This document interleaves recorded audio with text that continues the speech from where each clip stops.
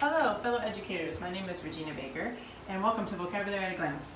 Today I'm going to be instructing you on how to create a CCD chart. So before we begin, let's first answer the question, what is a CCD chart?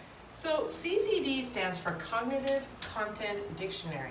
Now this is a vocabulary instructional strategy specifically designed for use with English language learners. However, it's also been shown to be highly effective with struggling readers. And the reason for this is the visual component. This has been shown to increase retention and long-term memory with students. Here are the materials you will need in order to create your own CCD chart. You're going to need butcher paper and 4 different colored markers. Now when you do this with your students will need a composition book and colored pencils, as they will be duplicating this chart as you create it.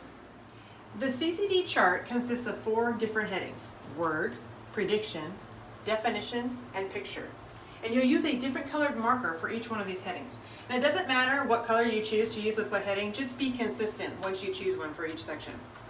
You will want to have the headings and columns set up before you begin the lesson so students aren't sitting around while you're trying to do that, just as mine is right now.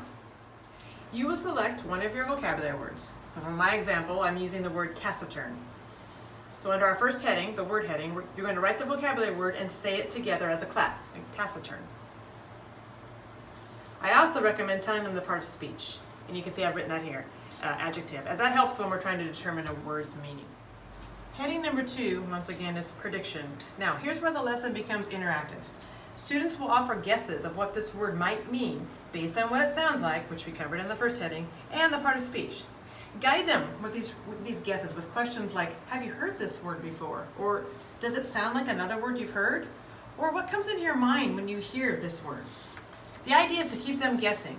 Write down 2 or 3 responses, depending on the number in your group or class. And you'll notice I also write their name next to their guess in order to give value to their input. Heading number 3 is our definition heading. This is where you give students the actual definition of the word, as I've given right here. Again, for taciturn, quiet, not talking.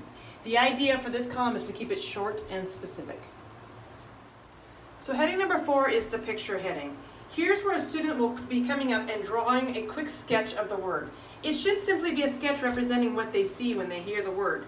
So we'll usually talk as a class or a group first to discuss the different picture options, and then we'll choose a volunteer to come up and draw what it is that they see. So for taciturn, this particular student drew a face with an X over the mouth, because again, taciturn meaning not talking or quiet. So your final CCD chart could hold as many as 5 vocabulary words.